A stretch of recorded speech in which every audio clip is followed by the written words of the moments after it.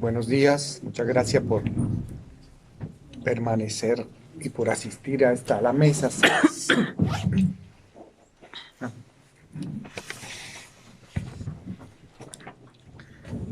Eh, tenemos a Diego Landines, que estaba en la mesa anterior y que ahora nos acompaña, y a Andrés Maximiliano Telo. Bueno, Diego Landines nos va a hablar de fracturar la subjetividad, el valor político de la resistencia en un diálogo entre Foucault y Deleuze.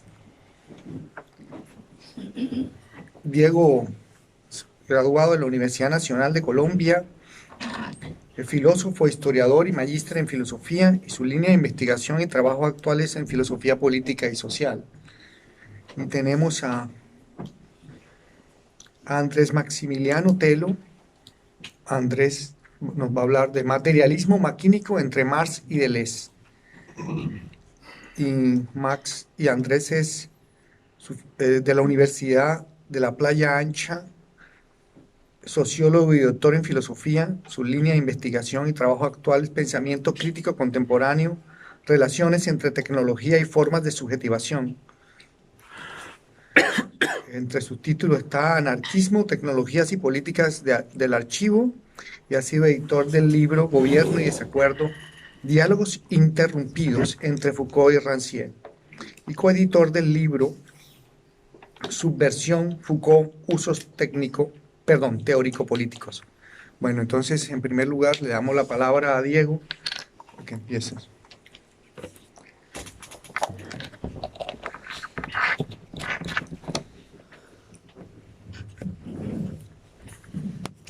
Buenos días. Bueno, mi ponencia se llama Fracturar la subjetividad, el valor político de la resistencia en un diálogo entre Foucault y Deleuze. Esta ponencia intenta pues como situarse en un problema que plantean pues entre muchos Habermas, José Luis Pardo y Santiago Castro Gómez sobre la valoración que hacen de por qué Foucault llega en la última parte de su obra al problema de la subjetividad, y pues la crítica que hacen es que él realmente no está planteando soluciones políticas, sino que la subjetividad termina siendo como un encierro ético, estético, y que no tiene realmente un valor político, ¿no? Entonces lo que voy a intentar mostrar es que pues con Deleuze es posible pensar la subjetividad desde un punto de vista político, un poco para resaltar algo que el autor trabaja en su curso Seguridad, Territorio y Población de 1978. Él dice, si se quiere luchar, pues aquí tienen algunos puntos clave, algunas líneas de fuerza, algunos cerrojos y algunos obstáculos. Me parece que la obra de Foucault tiene sentido desde ese punto de vista, es decir, si uno la piensa como una obra en la cual se pueden tomar algunos elementos para la lucha y para la resistencia. Entonces, esa clave política me parece que es posible si uno lo hace en lectura con Deleuze, o como diría pues Jacques Vide, en un diálogo con Marx, entre Foucault-Marx, Foucault-Deleuze. La subjetivación contemporánea. Desde Vigilar y Castigar, Foucault muestra cómo la red de relaciones de poder y saber van configurando subjetividades que se articulan en el tejido social de acuerdo con la organización de los elementos de un dispositivo determinado. Así, por ejemplo, el criminal, el obrero, el soldado y el estudiante son efectos y correlatos de la distribución de fuerzas sociales que, gracias a la disposición del espacio y del tiempo en series y retículas, logran alcanzar objetivos productivos con la potenciación de las capacidades de los cuerpos en diferentes espacios cerrados como la cárcel, la fábrica, el cuartel y la escuela. Ello implica que una mutación en los mecanismos de poder redunda en la configuración de las subjetividades y, por tanto, que la atomización de la individualidad con la disolución de los lazos sociales que la aparejan es ella misma un proceso social y político anclado a tecnologías de gobierno muy específicas cuyo funcionamiento debe ser explicado. La individualización moderna hunde sus raíces para Foucault en la preocupación pastoral por el alma de los creyentes. El registro de las acciones y los pensamientos de cada quien, bajo la práctica de la confesión cristiana, produce un tipo de saber singular y específico que hace posible el gobierno espiritual de los hombres en la disposición para la búsqueda individual de la salvación en tanto miembros de la comunidad. Bajo el impulso de la pura relación diagramática de gobierno individualizante y totalizante que se difunde en el tejido social a partir de las guerras religiosas, la subjetividad se esculpe a partir de la presión sobre los cuerpos y el control de sus actividades, en aspectos materiales que son arrebatados progresivamente a la intervención eclesiástica que se había empezado a ocupar de ellos. Bueno, esos son, digamos que, desarrollos que hace Foucault en sus cursos, desde Vigilar y Castigar, la voluntad de saber, defender la sociedad, y finalmente en Seguridad, Territorio y Población, en donde él llega al concepto de gobierno, en el cual se estaba preguntando por la ruptura de la disciplina, ¿no? El problema del sujeto disciplinario, que es como el objeto de Vigilar y Castigar, empieza a ser cuestionado en sus cursos, ¿no? Para Foucault, el sujeto, la individualidad contemporánea no es una subjetividad disciplinaria, sino es una subjetividad que está rompiendo con las disciplinas, y eso es lo que él intenta, pues, desarrollar en sus libros sobre el poder, en sus cursos, y pues para eso él habla de conceptos como biopolítica, gobierno, gubernamentalidad, en el que intenta, pues, tratar de perfilar ese tipo de poder y ese tipo de sujeto. El declive de la disciplina, entonces, como diagrama dominante, induce a la indagación Foucaultiana por la reestructuración de las relaciones de poder.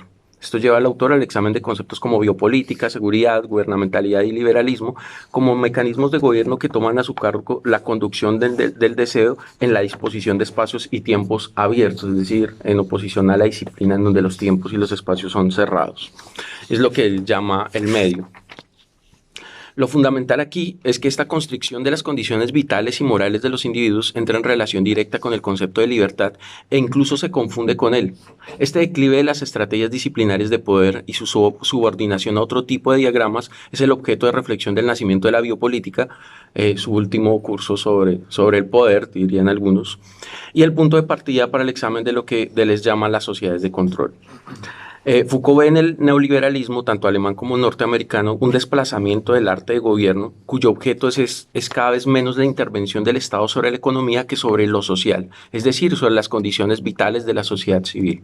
Esta consigna de gobernar cada vez menos tiene, sin embargo, como reverso, un control más estricto sobre las condiciones sociales que hacen posible la competencia, tales como la salud, la educación, la promoción del ahorro, etc., cuyo lenguaje de inteligibilidad se da cada vez más en términos económicos y empresariales, dado el lugar privilegiado del mercado como fuente de jurisdicción y por tanto como referente fundamental en el planteamiento del arte de gobernar, ¿no? El mercado es para Foucault como la fuente de verdad de la cual el arte de gobernar intenta, pues, sacar su normatividad.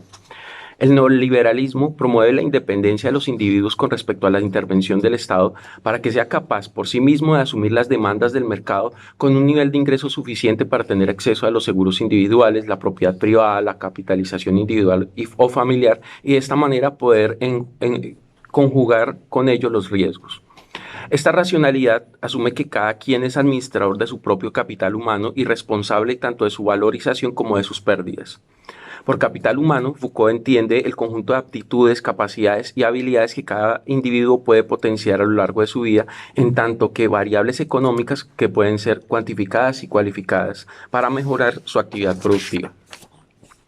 Esta difusión de la forma de empresa hace que cada quien se convierta en un empresario de sí mismo, ¿no? Es la expresión que utiliza Foucault, empresarios de sí mismos, como la forma fundamental de la subjetividad. En donde se opera una privatización del individuo en el que el éxito y el fracaso de su vida depende exclusivamente de la administración que cada quien ha hecho de sus propios recursos, y en la que las redes de interacción social pasan a un segundo plano con respecto a la capacidad de gestión y decisión individual.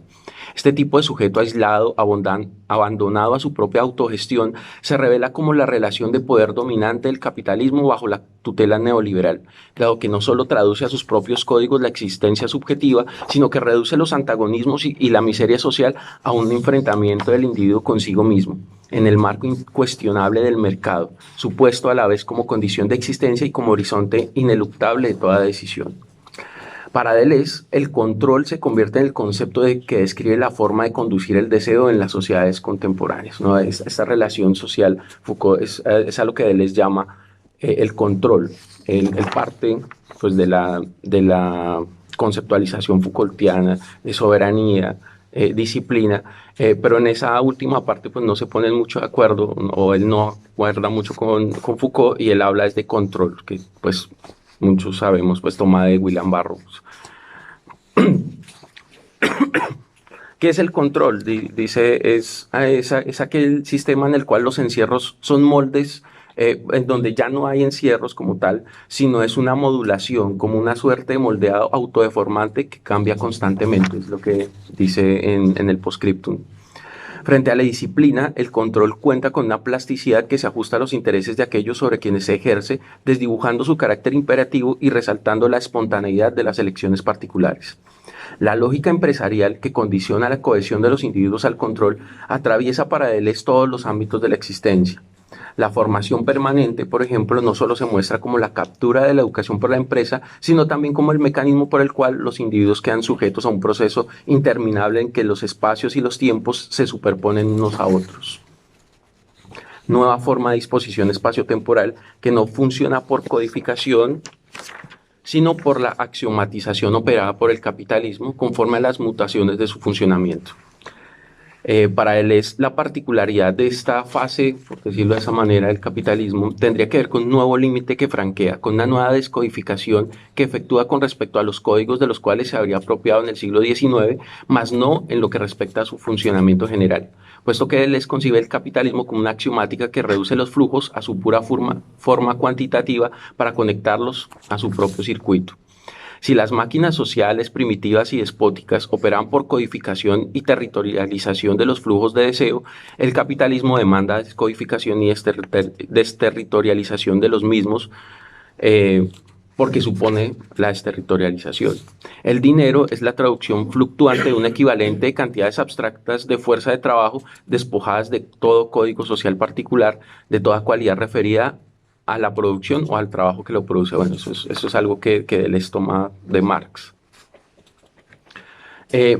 Pero ello no implica que el capitalismo se haya despojado de todo código social, sino que los ha subordinado a su lógica y se ha desarrollado de manera simultánea con ellos. Entre más descodificada y axiomatizada la máquina capitalista, dicen Deleuze y Guattari en el Antiedipo, tanto más sus aparatos anexos, burocráticos y policiales vuelven a territorializarlo, todo absorbiendo una parte creciente de plusvalía.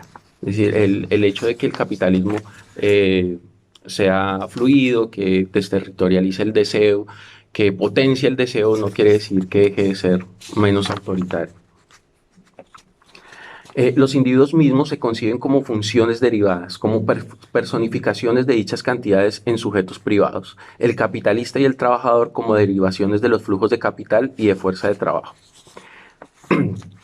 Incluso la reproducción humana queda subordinada a la axiomática del capital, que efectúa una fractura con el campo social al crear a la familia burguesa como algo privado que se teje al margen de la reproducción social. De ahí la crítica a la edificación del deseo, ya que bloquea en la tríada familiar las potencias sociales, económicas, políticas e históricas. Eso es lo que intentan mostrar en términos generales en el Antiedipo. Deleuze encuentra que el endeudamiento y no el encierro se convierte en el mecanismo de conexión de los seres humanos al sistema, cuya producción de riqueza corre siempre paralela a una continua producción de extrema miseria. Sistema flexible, adaptable y tolerante con lo heterogéneo, fue algo que se dijo anoche en la última intervención y en la discusión, pero no menos violento con respecto a los flujos que no logran adaptarse a sus conexiones. El ejercicio del poder en el control está asociado a factores dinámicos que se desterritorializan de las instituciones disciplinarias, al tiempo que se pliegan y se ponen al servicio de un nuevo diagrama, en una dinámica microfísica que demanda del Estado determinadas conjugaciones de flujo de información, de capital, de personas, de trabajo, pero también de desempleo y pobreza. No es solamente una administración de la individualidad, sino también es una administración de la miseria y la pobreza. Como observa Lazarato, el capitalismo funciona a partir de procesos de subjetivación biológica, económica y ética que permiten perpetuar lo que, a juicio de este autor, es su relación de poder fundamental, la deuda. El empresario de sí mismo, que el análisis Foucaultiano logró perfilar como responsable y autónomo, tiene como reverso necesario la explotación individual y colectiva de la que son objeto poblaciones enteras por parte del sistema financiero. Para este autor, se hace necesario entender la relación de gobierno examinada por Foucault a la luz de las conclusiones de Deleuze y Guattari sobre el funcionamiento del capitalismo y la deuda, para comprender la subjetividad fundamental que emerge en el mundo contemporáneo. Lazarato dice, la subjetividad propia de este mundo contemporáneo, lo dice en el 2011, es el hombre endeudado. Y es esa figura del hombre endeudado, una figura ideológica y operativa que permite la reproducción del capital. Resistencia y líneas de fuga, la decisión del sujeto. Si se piensa en que el poder controla hasta los resquicios más finos de la vida humana, que llega incluso a ejercerse en la medida misma en la que los sujetos se reconocen como libres, si el poder es aquello que moldea la subjetividad, ¿qué sentido tiene que se rebele contra aquello que determina sus rasgos esenciales? ¿Esto significa que el sujeto está encerrado en el marco de sus condiciones de posibilidad? Esas son preguntas que Habermas le hace a Foucault, ¿no? Si el capital es el que produce la subjetividad, entonces, pues, ¿cuál es el margen de resistencia y qué sentido tiene hacerlo? Para intentar responder estos interrogantes es necesario leer la subjetividad Foucaultiana en el doble registro de aquello que es constituido en el tejido de las relaciones sociales y como aquello que se pliega sobre sí y permite replantear su puesto en las relaciones de poder, es decir, como aquello que está siempre en una tensión ineludible a la vez biológica, económica, ética y política. Para Foucault, el sexo es una instancia organizada a partir del dispositivo de sexualidad que ya está subordinado a sus imperativos. Apelar al sexo como si fuera un reducto de la resistencia implica caer en las dinámicas del biopoder que exige hablar de la sexualidad humana. Dice Foucault, contra el dispositivo de sexualidad, el punto de apoyo del contraataque no debe ser el sexo-deseo, sino los cuerpos y los placeres. Es la conclusión de la voluntad de saber. En el caso de Deleuze y Guattari, se piensa en la sexualidad edípica como una especie de señuelo que traduce y desplaza el deseo con el fin de ejercer una represión más profunda. Lo reprimido, dicen estos autores, no es en primer lugar la represión edípica. Lo reprimido es la producción deseante, es decir, los flujos no codificados de deseo. La lucha contra la represión social no puede venir exclusivamente de una liberación de la sexualidad, que ha sido ya traducida a los términos familiares que bloquean las conexiones sociales del deseo, sino del bloqueo de este último. En la propuesta Foucaultiana de resistir al poder a través de la búsqueda de los placeres y los cuerpos, se cierne ya un ejercicio de autoconocimiento y autodominio del sujeto consigo mismo, en una búsqueda que dista de ser evidente y que exige un tratamiento de sí comparado a lo que en el segundo tomo de la historia de la sexualidad se propone como lo propio de la ética griega, es decir, el uso de los placeres. La resistencia, desde esta perspectiva, está anclada no solo al reverso de las relaciones de poder como si fuera un elemento pasivo, sino que está a la base de las conquistas que los sujetos logran hacer frente a las tecnologías políticas imperantes. Resistir es crear nuevos diagramas que problematicen el diagrama dominante de poder. El interés Foucaultiano en las tecnologías del yo permite pensar que la subjetividad debe ser producida en cada momento, que es el resultado de una lucha de fuerzas, pero no un producto pasivo de las presiones externas, sino un ejercicio constante del sujeto consigo mismo. La composición de la subjetividad implica un ejercicio de fractura y de síntesis, de elaboraciones y reelaboraciones que se ajusta, aunque siempre relativamente, como insisten Deleuze y Guattari, los flujos sociales a los segmentos macropolíticos. Pero la inestabilidad de las tensiones de fuerza impide que su resolución esté predeterminada, que los sujetos se equiparen a simples piezas fabricadas en serie, como sugiere la lectura habermasiana de Foucault. Por el contrario, hay un devenir subjetivo que tiene la potencia para escapar a las demandas del saber y del poder, que Foucault ilustra en Vigilar y Castigar, cuando escribe las facetas que puede mostrar la figura del criminal. El criminal es el ejemplo que él da, donde hay una subjetivación por las relaciones de poder, pero ¿qué pasa con ese sujeto cuando ya ha sido moldeado, ya ha sido establecido? Ese devenir es lo que no puede controlar las relaciones mismas de poder, es aquello que se puede plegar y pues en ese pliegue, en ese devenir es donde pueden haber otro tipo de devenires. Bueno, iba a hablar algo de Habermas, pero creo que no alcanzo. Si Foucault enfatiza en la subjetividad, no quiere esto decir que proscriba la resistencia a dicho ámbito o que busque salidas psicológicas o a problemas políticos, sino que visualiza el cruce necesario entre lo ético y lo político. En este sentido, la óptica deleuziana permite matizar el estatuto político de la resistencia al mostrar cómo los movimientos de lo singular desencadenan ondas expansivas que devienen líneas de fuga frente a la tendencia a naturalizar determinadas relaciones de poder. Pero el deseo y las líneas de fuga no son datos naturales, no son instintos que en su perversa y demoníaca virginidad se enfrenten a un poder artificial. El deseo produce y pasa por conexiones tan sociales y políticas como las relaciones de poder, pero es en el agenciamiento, en la libre asociación de los flujos que se distinguen de aquellas que intentan capturarlas, marcarlas, etc. La apuesta de Deleuze y Guattari en el Antiedipo es encontrar el lazo inconsciente que liga las máquinas deseantes de cada quien con el campo social que las conecta. El delirio esquizofrénico no es un delirio familiar, ellos insisten en eso, sino que está implicada en él la historia y la sociedad. Edipo es una estrategia de la represión que interpreta la naturaleza del deseo para reprimirla, un instrumento de represión, una forma de bloquear y conducir el deseo, pues el deseo es revolucionario, esa idea es muy insistente en el Antiedipo. En tanto que fuerza que escapa por todas partes a los bloqueos del campo que él mismo constituye. La consigna es entonces desbloquear el deseo, rescatar el carácter rizomático de sus conexiones sin desvirtuar su naturaleza política. Las líneas de fuga del deseo no son apuestas individuales y subjetivas, son devenires revolucionarios que hacen temblar a todo el orden que intenta contenerlo.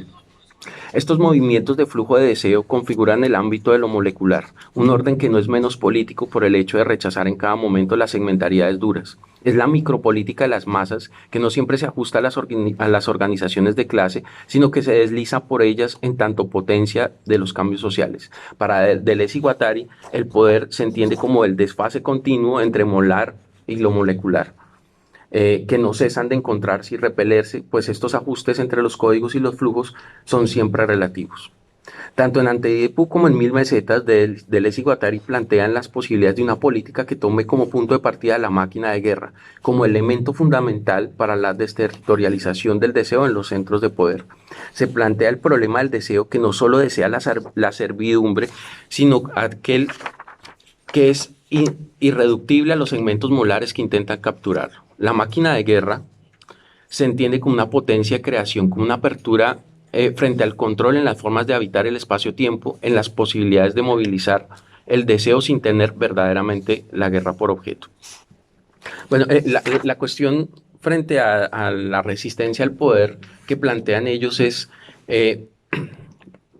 Foucault llega como a la subjetividad como una forma de resistencia y esa subjetividad se ha leído como el mecanismo por el cual los individuos intentan como deshacerse de un lazo político y una responsabilidad política y eso es lo que le han criticado. Digamos que mi propuesta de lectura es que el sujeto como tal es por sí mismo ya una construcción económica, política y social y que lo que se tiene que hacer es fracturar el sujeto, es decir, es lo que él llama una crítica, la crítica, ¿no? En sus conferencias sobre qué es la crítica, donde él trata de la ilustración kantiana, no es solamente una crítica del otro, sino es una crítica de sí mismo. Anoche se preguntaba un poco como, bueno, ¿qué podemos hacer entonces con las subjetividades del capitalismo? No, si uno quiere rescatar todavía el valor político de Foucault, lo primero que se tendría que hacer sería entonces no partir de la individualidad, no partir de la diferencia, o sea, de la individualidad como diferencia, sino habría que partir de una crítica de sí mismo. Sí, quizá la libertad no sea la capacidad que cada quien tiene de hacer y pensar lo que quiere, sino la capacidad que tenemos de dejarnos interpelar por otros en la crítica de nosotros mismos. Es un poco lo que Nietzsche decía en la tercera intempestiva, en Schopenhauer como educador. Lo primero que tenemos que hacer es identificar qué es aquello que nos ha educado a nosotros y cuando nos reconocemos que realmente nuestra subjetividad, nuestra individualidad no es el punto de partida, sino es un punto, sino que esa individualidad está permeada por una serie de potencias sociales, etcétera, etcétera. Solo en ese momento es que podemos intentar fracturarla y pensar que nuestra subjetividad no es lo que somos en el presente, sino es lo que podemos ser en el futuro. Gracias. Gracias.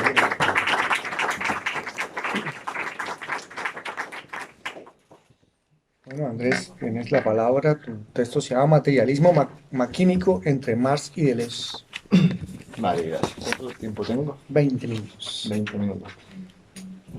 Vale.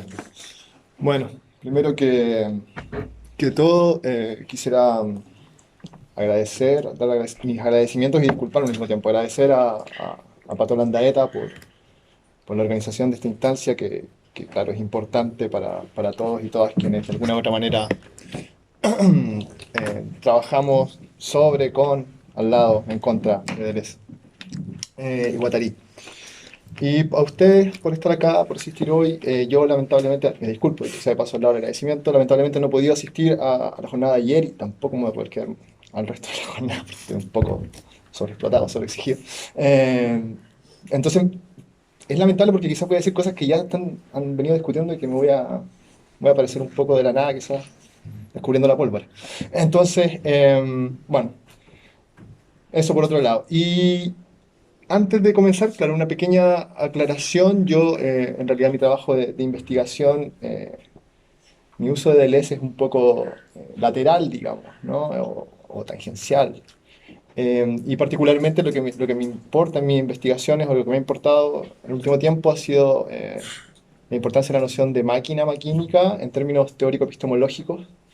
Y hay una noción quizás menos atendida en la obra de Deleuze y Guattari, pero principalmente en el arco que va desde el Antiedipo a Mil Mesetas y en los cursos, ¿no?, que están entre medio, que es la noción de superficie de registro, ¿no? Entonces, esas dos cuestiones van a estar y bueno, particularmente la noción de superficie de registro a mí me ha servido para pensar algo así como lo que yo en otros trabajos he llamado una máquina social del archivo, ¿no? Que me parece que es una máquina social que está asignada en el Antiedipo y que no está del todo desarrollada. Y bueno, y las notas que voy a presentar ahora, de alguna u otra manera, son los insumos que me han permitido avanzar en esa dirección de investigación a propósito de la noción de máquina maquínica y la superficie de registro, como les decía recién. Entonces, claro, lo que les voy a presentar son un poco unas notas de esta relación o conjunción entre Marx y Deleuze, para lo que podría ser algo así como un materialismo maquínico. En realidad son 5 puntos, 5 notas, si ustedes quieren, que creo que esbozan esta posible relación entre Deleuze y Marx, pero que parten, por supuesto, a partir de una serie de pistas que nosotros podríamos tomar. La primera es bastante conocida, es una de las últimas entrevistas de Deleuze del 93 con Didier Eribon. Una entrevista particular porque Deleuze ahí señala que va a abandonar la filosofía pronto. Deleuze va a morir un par de años después, como ya todos sabemos, y que no va a escribir más filosofía, que se va a dedicar a la pintura, ¿no? Entonces, eso es lo que dice en esa entrevista. Y dice, dicho sea de paso, eso sí, voy a escribir un último libro. El último libro se va a llamar La grandeza de Marx, ¿no? Su primera pista, uno podría decir, bueno, aquí Marx no es cualquier tipo en la obra de Deleuze, porque efectivamente le iba a dedicar su último libro, ¿no? La segunda sería, por supuesto, además de tenerlo incumplido, claro, la presencia de Marx evidente en el Antiedipo y en Mil Mesetas, pero también en las clases previas a cada uno de estos libros que da en Vincennes, ¿no? La universidad, entre el 71 y el 80, que son los cursos que ha traducido Cactus, ¿no?, de Rames 1 y 2, donde la presencia de Marx es evidente. Y esto último podría reforzar, por supuesto, si uno rastrea este rastreo, que yo aquí voy a poner solo algunos pincelazos, ¿no? Uno podría decir que la huella de Marx se encuentra particularmente en Capitalismo y Esquizofrenia, pero sobre todo está inscrita por Deleuze, ¿no? Aquí hay varias gente, hay una discusión ahí si es Guattari, si es Deleuze, de quién es el Marx que está en juego. Bueno, yo me inclino por esta, ¿no? Simon Schott en Marx Stroke Post-Structuralism ha señalado con más énfasis esto también, ¿no? Que efectivamente el Deleuze inscrito el Marx inscrito en Capitalismo y Esquizofrenia es un Marx deleuziano, ¿no? Bueno, eso, como introducción, ¿no? Bueno, la primera de estas 5 notas tiene que ver con el proceso continuo de producción social y producción deseante. Esto es lo primero que creo que podemos encontrar que es evidente, ¿no?, en estos textos, en este universo de textos que les he mencionado. Este es un primer indicio, me parece claro, entre la crítica a la economía política marxiana y el vínculo con el pensamiento deleuziano, ¿no?, que está de algún modo manifiesto en Marx también en la Introducción General a la Crítica a la Economía Política de 1857, ¿no?, donde Marx, entre muchas cosas, entre otras muchas cosas, señala, ¿no?, a propósito del proceso de producción general, que la producción o una producción determinada determina también un consumo, lo cito, ¿no?, una distribución, un intercambio determinados y relaciones recíprocas determinadas de estos diferentes momentos, ¿no? Es una cita bastante englobadora y que es una premisa fundamental para Marx, con la cual él, lejos de buscar homogenizarlo, creo yo, ¿no?, los momentos de producción, distribución, cambio y consumo, o establecer una identidad entre ellos, lo que más bien pretende resaltar es las articulaciones y diferenciaciones dentro de un mismo proceso productivo de lo social, ¿no? En el fondo se trata, por supuesto, de la misma operación que se realiza en la descripción del antedipo del proceso de producción maquínico, ¿no? De acuerdo con el texto del 72, ¿no? Recordaremos, toda máquina se compone en primer lugar de un ensamble maquínico, nunca hay una máquina aislada, siempre están acoplándose a un nivel básico, ¿no? Van a decir Deleuze y Guattari ahí, las máquinas operan mediante cortes y flujos por extracciones de flujos de energía.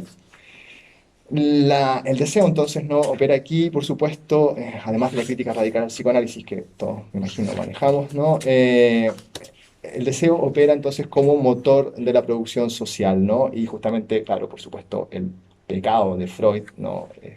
Si bien abre esta idea de que el inconsciente es la fábrica de lo social, al mismo tiempo, la fábrica de lo real, al mismo tiempo él va a decir después, bueno, se va a arrepentir de este descubrimiento diciéndole a Guattari, así como lo hace también, es la misma figura que ocupa Marx a propósito de esto, para señalar lo que hace Adam Smith, ¿no?, en La riqueza de las naciones. Dice que la riqueza viene del trabajo, pero luego monta sobre esto la economía política y en el caso de Freud monta el psicoanálisis y su tribunal y su clínica represiva, ¿no? En el Antiedipo, entonces, lo que se señala, siguiendo de algún modo la premisa de Marx que les señalaba antes del 57, es que la producción social es tan solo la producción deseante en condiciones determinadas. Es la misma premisa, ¿no? Es el conjunto de la producción social en condiciones determinadas. Parafraseando al autor del Capital, ¿no?, entonces diríamos entonces que la producción maquínica se condiciona históricamente al mismo tiempo que despliega la configuración de fuerzas productivas y las relaciones de producción que atraviesan el conjunto de la sociedad.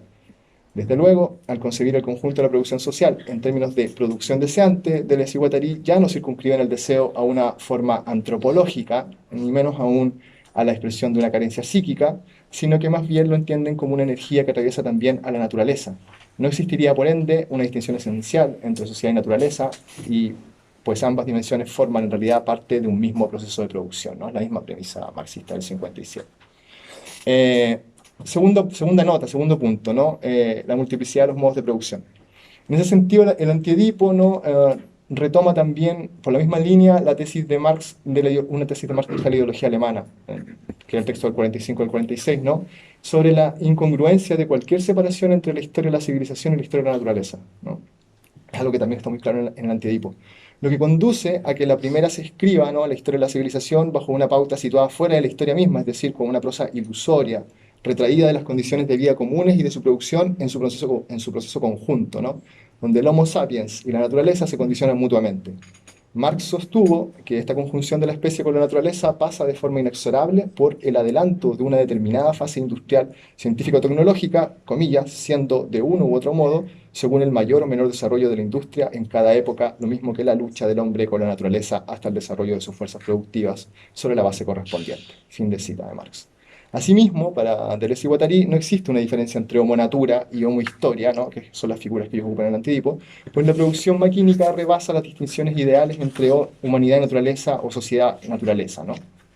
No obstante, y aquí me parece que hay un matiz importante, una diferencia importante, la singularidad de los modos de producción maquínica, si bien responden al mismo proceso de producción general con el que Deleuze y Guattari apuestan por vincular producción deseante y producción social, los modos de producción maquínica, digo, no pueden englobarse en esquemas lineales o en los esquemas lineales que asumen cierta ortodoxia o cierta interpretación dogmática del materialismo histórico.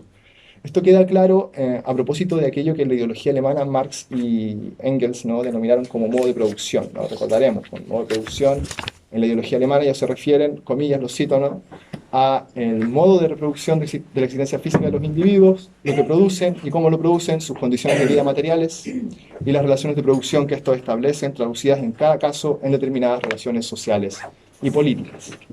Esta noción de modo de producción que resulta crucial para el materialismo histórico es de algún modo transformada, mutada notoriamente en el análisis guattaro-deleuziano, ¿no? Por la noción clave de multiplicidad. De esta manera, en el análisis maquínico, nosotros podríamos llamar análisis maquínico, ¿no? No se ajusta a una idea esquemática progresiva de los modos de producción de la vida, ni menos aún a la metáfora arquitectónica de base y superestructura propia de la ortodoxia marxista, al contrario.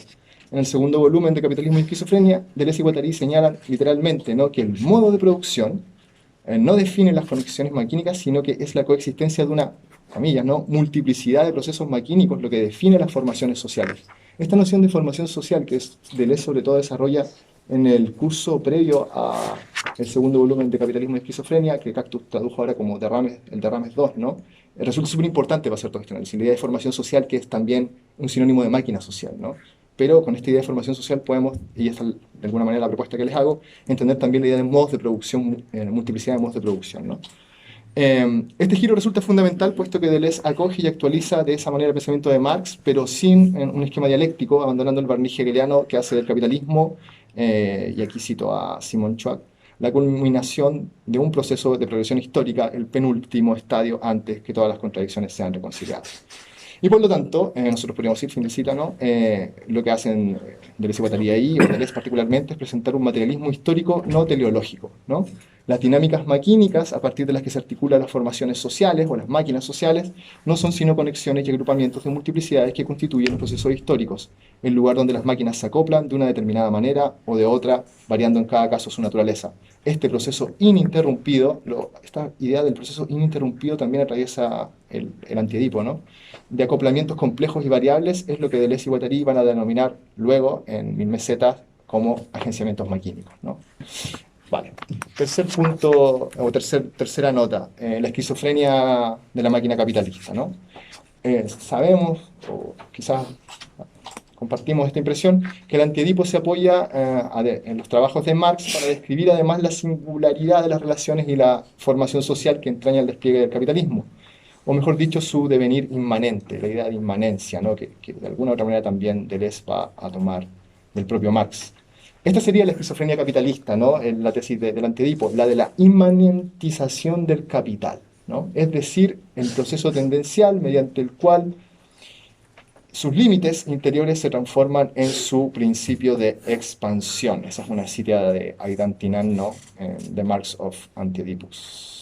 En efecto, el capitalismo implica un constante desplazamiento de sus propios límites, dado un momento determinado de la generación de plusvalor y o de acumulación de capital que se traducen entonces en un límite exterior para cualquier sociedad, pues es la inmanencia capitalista la que no deja de sobrepasar los límites que se había fijado y lo hace para su propio provecho.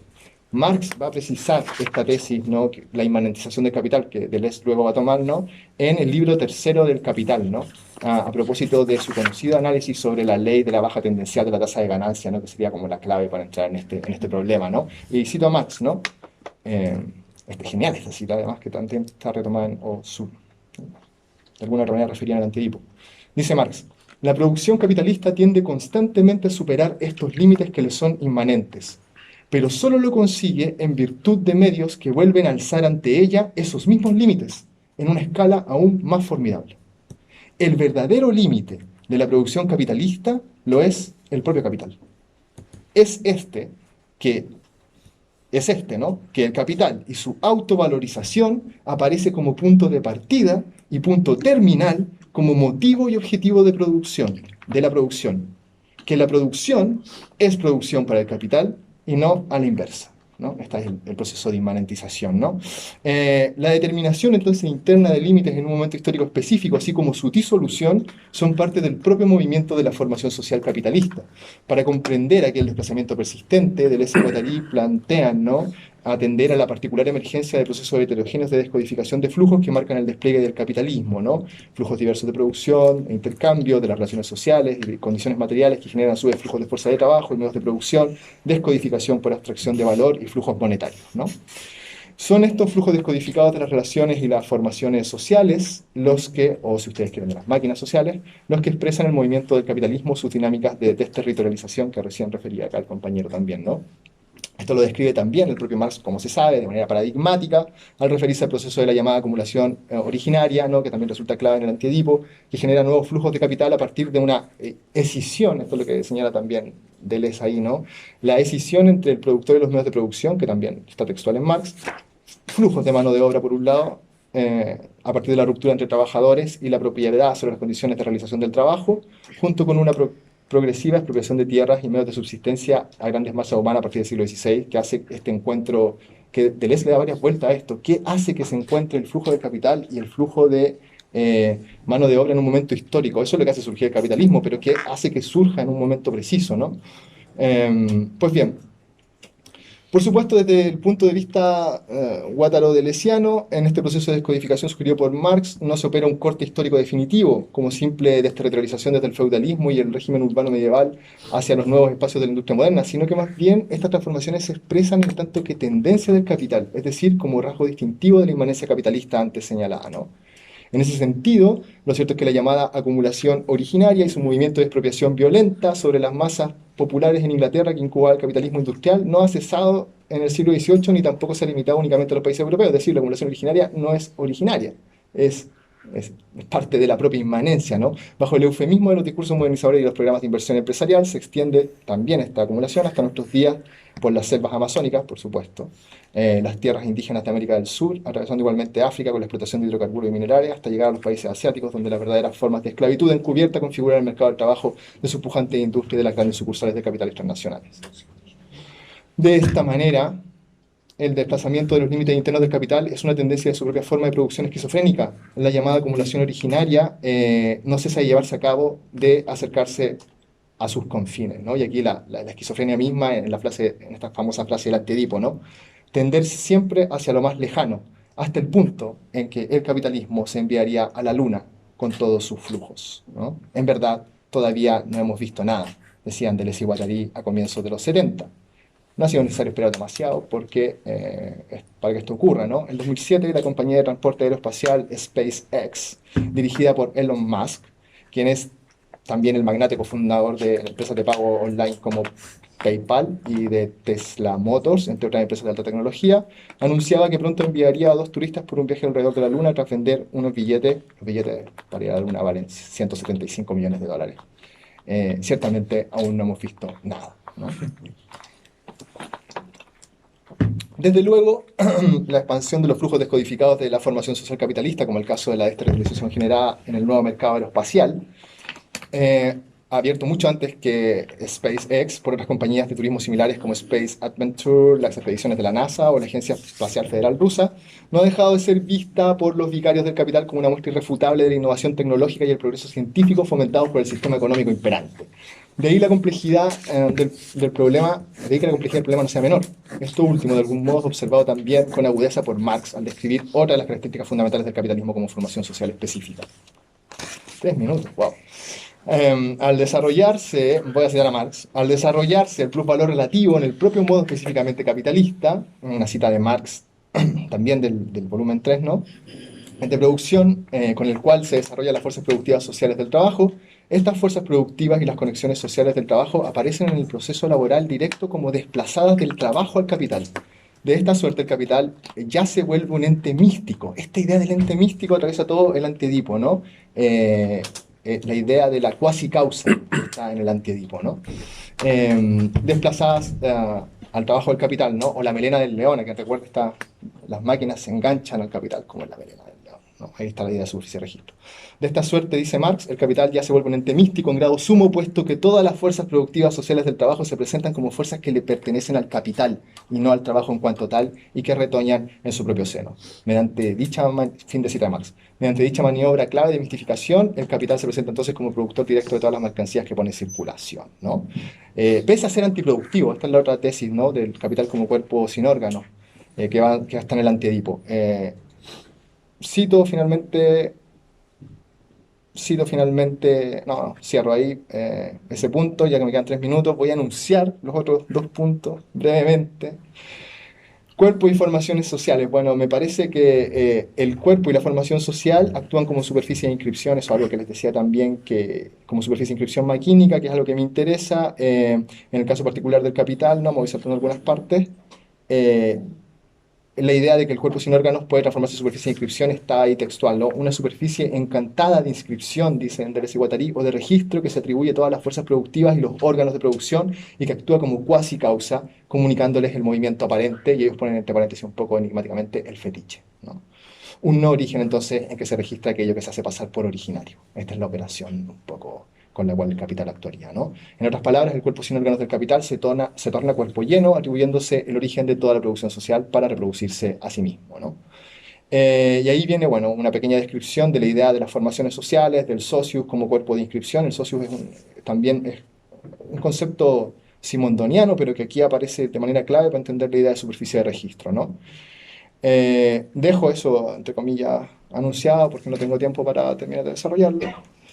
Y me quedo con un quinto punto final que me parece tanto más interesante, ¿no? Y que este sí lo voy a leer, si me permiten, para cerrar, digamos, porque me parece que es vital, ¿no?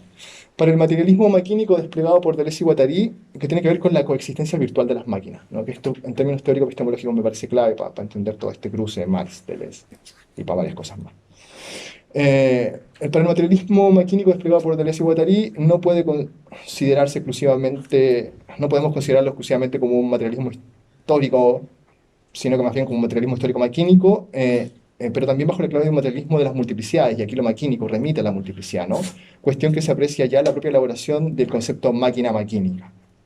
De acuerdo con Deleuze, las máquinas no funcionan mediante asociación y variación en un amplio e incesante funcionan, perdón, mediante asociación y variación en un amplio e incesante proceso productivo.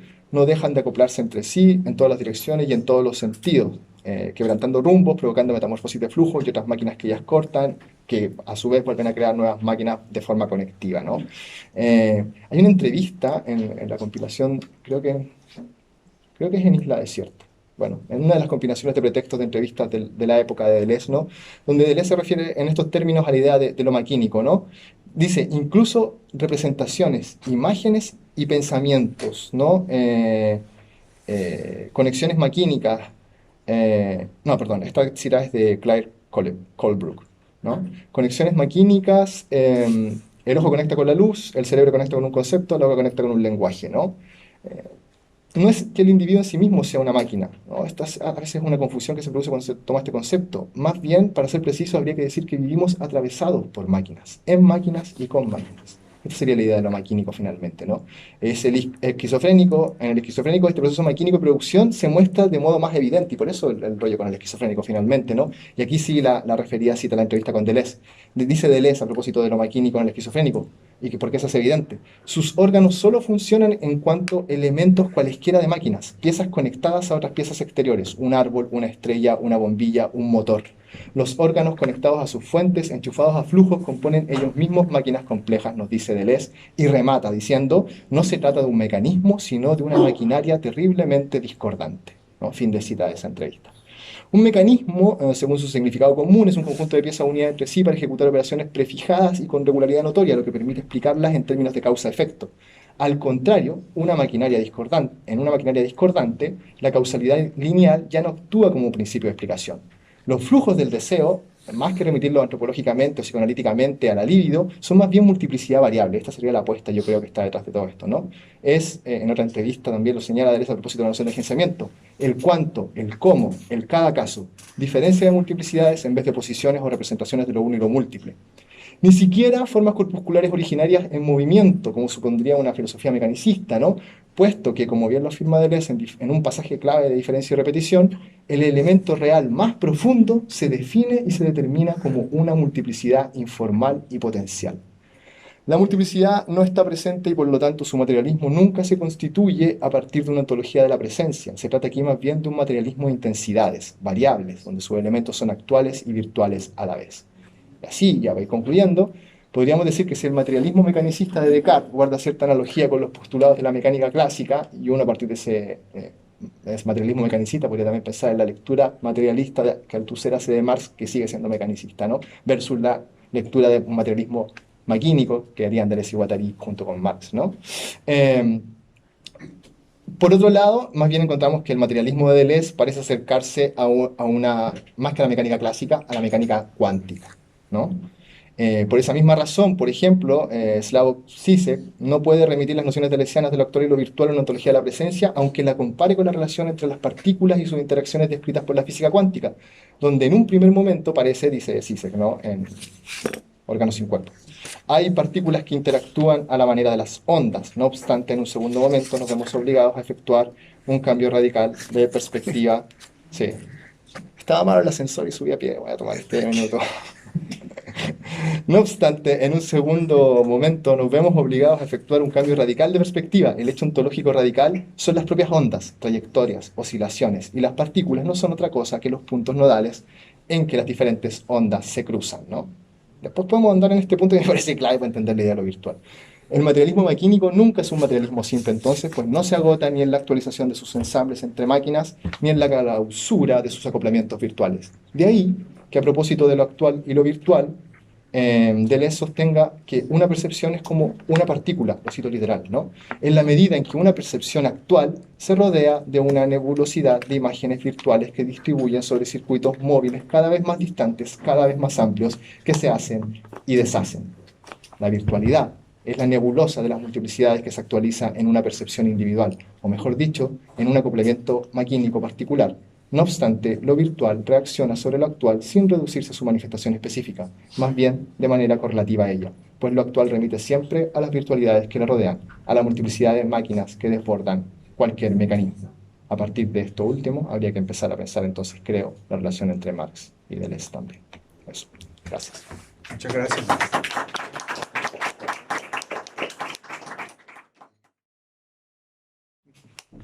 Bueno, entonces le doy la palabra a Rodrigo Guillermo Martínez, licenciado en Filosofía y Educación de Valparaíso, tiene un máster en Ciudadanía y en Derechos Humanos de la Universidad de Barcelona, doctor en Filosofía en la Ciudadanía y Derechos Humanos, Sociedad Civil e Instituciones Políticas en Barcelona. Su línea de investigación es Filosofía Política, Ética, Ciudadanía y Derechos Humanos. La conferencia de Rodrigo se llama La policía es el dinero. Claro. Dale. Bueno, primero que nada, disculpen la demora. Los buses se demoran. Y por suerte llegué cuando habías terminado, ¿no? El título de la ponencia es una frase un poco rápida de Deleuze, que yo la tomo para hablar del carácter dual del dinero de Deleuze, según su lectura de Marx, y cómo esta visión de la moneda, del carácter dual, ¿no?, se maneja en su concepción diferencial, ¿no?, diferencial ontológicamente de la realidad, ¿no? Voy a partir leyendo dos pequeños epígrafes, ¿no? Uno que es de Marx mismo y otro que es del Antiedipo, ¿no? El primer epígrafe dice: cuanto más nos remontamos en la historia, mejor se delimita el individuo como dependiente y formando parte de un todo más grande. Y solamente a partir del siglo XVI, XVII, y en la sociedad burguesa, es cuando las diferentes formas de relaciones sociales se yerguen ante el individuo como un simple medio para fines privados. Pero la época que produce este punto de vista, ¿no?, la época que produce este punto de vista, el del individuo aislado, es precisamente aquella en la que las condiciones sociales han alcanzado el más alto grado de desarrollo. Agregamos nosotros del capitalismo, ¿no? El otro epígrafe de la ponencia es un texto de Deleuze y Guattari, del Antiedipo, ¿no?, que se refiere a la sociedad capitalista o al socius capitalista, ¿no? Dice: solo funciona bien chirriando, estropeándose, reparándose. Todo ello implica órganos sociales de decisión, de gestión, de reacción. Una tecnocracia y una burocracia que no se reducen al funcionamiento de las máquinas técnicas. La conjunción de los flujos descodificados exige toda, ¿no?, exige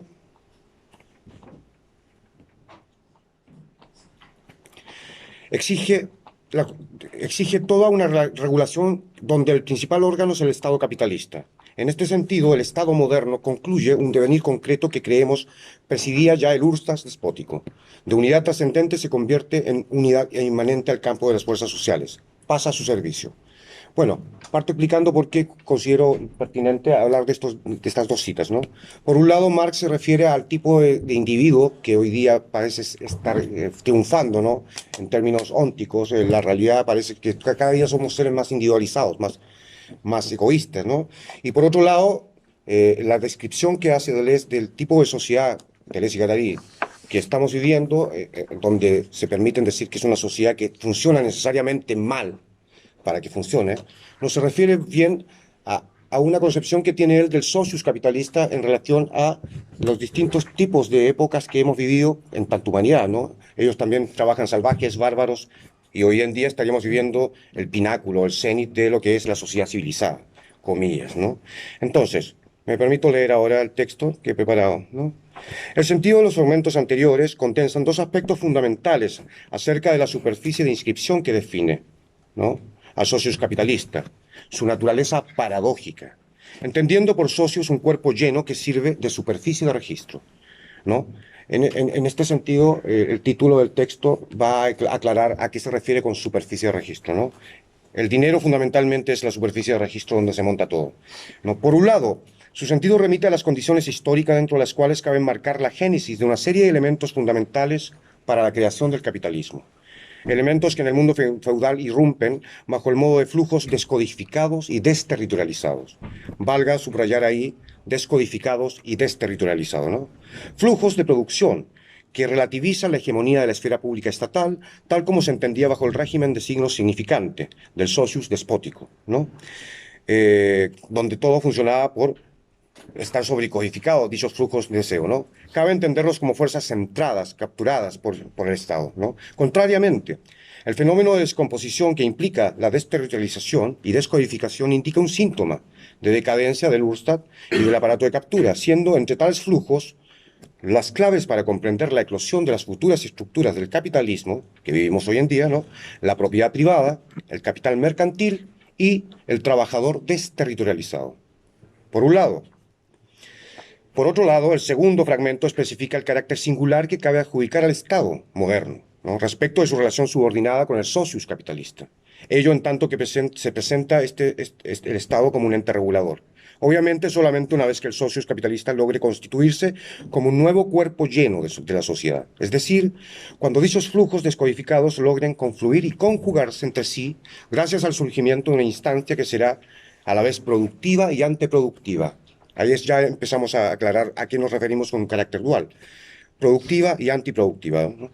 En este sentido, dicen nuestros autores, Deleuze y Guattari, la nueva máquina abstracta de cuantificación, la axiomática social capitalista, es la verdadera axiomática de la máquina social misma, y sustituye a las antiguas codificaciones y organiza los flujos descodificados, comprendidos los flujos de código científico y técnico, en provecho del sistema capitalista y al servicio de tales fines. Más adelante voy a aclarar por qué encuentro pertinente referirse a esto, a los flujos de código científico y técnico, ¿no? Tienen que ver con Marx. En términos histórico-políticos, la relevancia de hablar de un proceso generalizado de desterritorialización y descodificación de los flujos de deseo supone asumir que son las formaciones sociales tradicionales, precapitalistas, las que ya preparaban las condiciones contingentes para que se constituya este capitalismo, ¿no?, siendo este último producto de un sistema capaz de englobar dicho proceso generalizado, de descomposición de flujos. En palabras más llanas o simples, entender que el capitalismo se monta sobre la ruina de las sociedades anteriores y de todos los modelos, constantemente. Este tema en la línea de la gente que trabaja Marx me parece muy interesante respecto de un concepto que es bien engorroso en Marx, ¿no?, que es el concepto de acumulación originaria, que se suele entender y colocar en el principio del capitalismo, pero que no entendemos hoy en día, o podemos entenderlo también, cuando vemos, por ejemplo, invasiones a Siria, Afganistán, son nuevos procesos de acumulación originaria. Y en Chile, para los que somos chilenos y hemos vivido Chile, el otro día leí un pequeño textito sobre el PEN y el POJ, que también pueden ser considerados fenómenos de acumulación originaria, ¿no?, del capital de las burguesías locales, ¿no? Ya. Tal es el escenario que prepara el arribo y el triunfo de la máquina capitalista, la cual, una vez que logre constituirse de acuerdo a las condiciones previas, ¿no?, desarrolladas por el capitalismo, señalan que ahora pertenece al Estado, ¿no? Al Estado es el que regula y codifica, o recodifica, ¿no?, ¿Qué significa eso? Lo veremos más adelante, ¿no? Partiendo por el primer punto, que remite al problema de la desterritorialización y descodificación de los flujos de deseos, es Marx quien se refiere a tales condiciones críticas que experimentan las sociedades tradicionales, cuando señala que el individuo del siglo XVII se convertirá en el modelo a seguir una vez que triunfe el mundo burgués, ¿no? Englobando necesariamente, comillas, la disolución de las formas sociales feudales, cierre comillas, ¿no? La expresión clave es aquí disolución de las formas sociales. Más allá de la relación dada entre tales procesos de desinstitucionalización que padecen las formaciones sociales feudales, lo importante es asumir que cuando se sostiene la existencia de flujos desterritorializados y descodificados que recorren un campo social cualquiera, los ejemplos históricos son innumerables, ¿no? Siempre hubo en la historia está llena de aquellos ejemplos, ¿no? No vamos a dar ejemplos para hacer más rápido el texto, ¿no? La lectura. Ya. Entre los ejemplos que destacan Deleuze y Guattari, los que constituyen las condiciones previas, precisas para la formación del capitalismo, son recogidos en un texto de Marx, ¿no? Unos remiten a Roma, comillas, la descodificación de los flujos de bienes raíces por privatización de la propiedad, de los flujos monetarios por formación de grandes fortunas, de los flujos comerciales por desarrollo de una producción mercantil, de los productores por expropiación y proletarización, todo está ahí, todo está dado ahí sin producir por ello un capitalismo, ¿no? Eso permite que en cierto modo el capitalismo esté en los poros de la sociedad, pero no hay capitalismo en tanto tal, ¿no? Una de las deducciones generales que cabe efectuar a partir de esta serie de datos relativos a las condiciones sociales que dan cuenta de las mutaciones del mundo feudal es que no es el capitalismo, ¿no?, el que implica la disolución del sistema feudal, sino más bien la inversa. Por ello es preciso un tiempo entre ambos. Básicamente, la idea o lo que está diciendo el texto es que... Perdón. Que primero, para que haya capitalismo, tiene que haber una conducción, una disolución, una descodificación y desterritorialización generalizada, ¿no? Cuando lleguemos al tema del dinero, vamos a entender cuál es la pertinencia de citar esta idea, ¿no? Una de las deducciones generales que cabe efectuar a partir de esta serie de datos relativos a las condiciones sociales que dan cuenta de las mutaciones del mundo feudal es que no es el capitalismo el que implica la disolución. He aquí un efecto, una diferencia de naturaleza que permite decir que el socius capitalista es un sistema de registro absolutamente distinto de las demás formaciones sociales. ¿Por qué? Porque este no requiere, en términos semióticos, ni de la preeminencia de operaciones de codificación que son propias de las sociedades salvajes, que se fundan en códigos que determinan el deseo a partir de un uso inmanente de las síntesis conectivas de producción o producción de producciones, ¿no? Ni tampoco requiere de operaciones de sobrecodificación bajo un uso trascendente de síntesis disyuntivas, como es el caso de las sociedades despóticas hidráulicas, ¿no?, según la mirada de Wittfogel, que trabajan en el arquetipo, ¿no? ¿Por qué esta diferencia de naturaleza inviste solo al capitalismo? Dicho a grandes rasgos, porque por primera vez en la historia humana, el modo de producción general social se sustentará nada menos que en el quiebre generalizado de los códigos y de las territorialidades, a partir de una nueva máquina abstracta de cuantificación que va a privilegiar las operaciones semióticas determinadas por unas síntesis conjuntivas o producciones de consumo, ¿no? Deleuze y Guattari, eso es el antídipo, ¿no? La máquina social, siendo sumarios, tendrá como cuerpo lleno y elemento motriz a todo el sistema social a partir de una instancia única, ¿no?, el capital filiativo. Lo que expresado bajo una fórmula diferencial matemática de Deleuze implica que el capital se constituye a partir de la conjunción del capital variable, por un lado, que deriva de la fuerza de trabajo, con el capital constante, que se presupone a sí mismo, ¿no?, presentándose así el capital, por tanto, como una cuasi causa de la creación de valor, tal como Dios es causa de sí y causa de su Hijo, usando una idea de Marx, ¿no?, siendo esta fórmula diferencial valiosa en cuanto expresa de modo preciso las relaciones de fuerzas y la multiplicidad virtual que implica el socius capitalista, ¿no? Aquí voy a leer una cita de Deleuze y de Guattari que precisa, ¿no?, a qué se refiere con esto de relación diferencial, ¿no? Es la relación diferencial de I partido por dx, en donde di refiere al capital y dx refiere al trabajador, ¿no?, en la que di deriva de la fuerza de trabajo y constituye la fluctuación del capital, y la que de X deriva del capital mismo y constituye la fluctuación del capital constante. De la fluxión de los flujos descodificados, de su conjunción, se desprende la forma afiliativa del capital, famosa y célebre, X más DX, ¿no? Se refiere, para los que no entiendan, la famosa fórmula D de X, D más DX, el DX agrega un valor nuevo, ¿no? Pero lo agrega desde sí mismo. No, la relación diferencial expresa el fenómeno fundamental capitalista de la transformación de la plusvalía de código en plusvalía de flujo. ¿No? Que una variancia matemática reemplace aquí a los antiguos códigos significa simplemente que estamos asistiendo a una quiebra generalizada de los códigos y las territorialidades subsistentes en beneficio de una máquina de otra clase, de una máquina que funciona de otro modo, ¿no? Hasta ahí la cita. El punto de inflexión que implica esta fórmula, que se ciñe estrictamente a la definición del capital de Marx de los Grundrisse, consiste en precisar, comillas, la máquina capitalista empieza cuando el capital cesa de ser capital de alianza y para volverse filiativo. El capital se vuelve filiativo cuando el dinero engendra dinero o el valor una plusvalía. Y en palabras de Marx, recogidas de los Grundrisse, en que el capital es, comillas, valor progresivo, dinero siempre brotando y creciendo, y como tal, capital. El valor se presenta de pronto como una sustancia motriz de sí misma, y para la cual la mercancía y la moneda solo son puras formas. Distingue en sí su valor primitivo y su plusvalía del mismo modo que se distingue a Dios, ¿no? De la persona y del Padre y del Hijo, ¿no?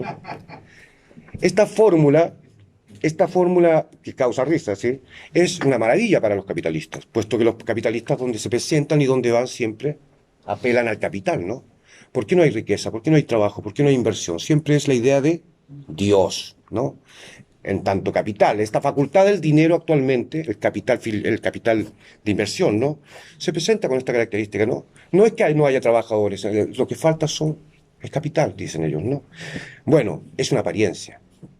La relevancia del criterio diferencial para comprender al socius capitalista y los procedimientos que éste efectúa en la axiomática social de las cantidades abstractas, ¿no? Entonces no solo radica en esta interesante fórmula que expresa la multiplicidad virtual que presupone el capital filiativo, sino además en expresar la forma misma de la división del trabajo, la relación asimétrica dada entre sus componentes y su diversa potencia de acuerdo a la ontología deleuziana, ¿no? De la diferencia.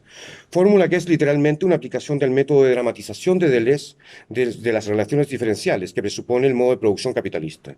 Más profundamente, dicha multiplicidad de fuerzas es la que constituye el modo general de producción de la representación capitalista, bajo la cual subyacen dos series en estado de presuposición recíproca, ¿no? De acuerdo al principio de disyunción inclusiva que postula la ontología de la diferencia en su tesis doctoral, ¿no? La primera serie, la del capital variable, que deriva de la fuerza del trabajo del trabajador desterritorializado, por un lado, ¿no? Se produce por extracción y separación de flujos de la producción. Se obtiene la plusvalía humana arrebatándosela al trabajador productor, lo que permite decir que la alienación, ¿no?, que supone el trabajo objetivado de la mercancía se constituye en primera instancia en cuanto el productor se cinde del producto y de la fuerza de trabajo que éste implica, lo que indica que dentro de la relación de fuerzas constituida por las dos series corresponde al capital variable un polo de impotencia dentro del proceso de producción, condición que tiene como correlato la impotencia de la moneda de pago, de la cual participa el trabajador en tanto consumidor. Esto, en llanas palabras, significa, en efecto, que la moneda que es relativa a uno de los polos de la forma dual que presupone es un dinero condenado a aniquilarse, a consumirse y a gastarse. Valor que en última instancia está condenado a desaparecer y por lo mismo engancha al trabajador dentro de un eterno proceso de servidumbre voluntaria, en tanto debe venderse perpetuamente para sobrevivir. ¿Por qué? Porque la moneda que lo constituye o la moneda con la cual sobrevive es una moneda que está condenada por definición a aniquilarse, ¿no? Moneda de pago. En cambio, la segunda serie, la moneda constante, que se presupone a sí misma como valor y como causa motriz del valor, de valor que genera valor, ¿no? Esta es el capital que engloba a la propiedad privada y al capital social de los medios de producción, a las máquinas. Y es el que permite producir mercancías y ponerlas en circulación para su venta, y así echar a andar uno de los ciclos fundamentales que realiza la propia plusvalía de flujo, ciclo que resume la famosa fórmula de Marx DMD, o sea, mercancía, dinero, mercancía, o si queréis la cambiáis, dinero, mercancía, dinero, ¿no? Sin obviar, por supuesto, que también participa del proceso de acumulación del capital, ¿no? Por otra parte, una plusvalía maquínica se superpone sobre esta plusvalía humana y que a partir de esta, siendo rigurosa, se debe hablar de un régimen de sujeción. ¿Por qué? Porque el trabajador está literalmente sujeto a la máquina, enganchado a la máquina, ¿no? Perfecto. En tales términos, ¿no? Voy a tratar de resumir un poco por el tiempo, ¿no? La idea esta de la dualidad del dinero en Marx, y que Deleuze la destaca, ¿no? Nos permite, en primer lugar, enfrentarnos a un carácter del propio capitalismo, ¿no? O de la superficie de registro del capital, que se define no solo por la producción, se le da mucha importancia cuando se habla del capitalismo al tema de la producción, pero también tiene instancias antiproductivas. No solo es la moneda de pago del trabajador la que se aniquila, ¿no? También el capital, el Estado, los Estados, en tanto participan y regulan los procesos del capitalismo, ¿no? Se presentan como entes que utilizan esta moneda, pero en términos de inversión, ¿no? Pensemos en el militarismo, etcétera, ¿no? Bueno, terminaré esta idea, por el poco tiempo que me queda, leyendo una cita que es de Marx, ¿no? En donde define el carácter dual, ya, pero de una manera mucho más ambigua, ¿no? En los manuscritos económico-filosóficos, ¿no? Dice Marx,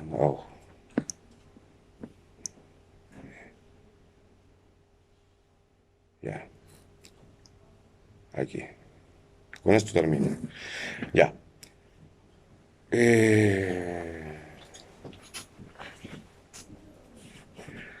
Si nos vamos a servir de una aseveración de Marx sobre el carácter perverso del dinero, no cabe señalar, para cerrar el sentido de esta comunicación, que contra lo que cabe dirigir los procesos de desinstitucionalización que trabaja Deleuze, ¿no? Es contra el dinero mismo, porque es este el que avasalla no solo las relaciones sociales objetivas, sino el propio corazón de la subjetividad del hombre. Es el dinero el que se constituye en subjetividad capitalista, al conquistar el propio corazón y el propio deseo, ¿no? Configurando así lo que Lazarato, un comentarista de Deleuze, define como una moral de un hombre endeudado, ¿no? Moral sobre la cual cabe luchar, ¿no? Luchar contra el hecho de que el dinero se ha convertido, comillas, en estas son palabras de Marx, ¿no? La puta universal de los hombres, de los pueblos, la inversión y confusión de las cualidades humanas y naturales. La fuerza divina del dinero radica en su esencia, en tanto que esencia genérica, extrañada, enajenada. Lo que como hombre no puedo, lo puedo mediante el dinero. El dinero es, al hacer esta mediación, la verdadera fuerza creadora. Como potencia inversora transforma la fidelidad en infidelidad, el amor en odio, el odio en amor, la virtud en vicio, el vicio en señor, el señor en siervo y la estupidez en entendimiento, el entendimiento en estupidez. Hasta ahí la cita. Muchas gracias, Guillermo.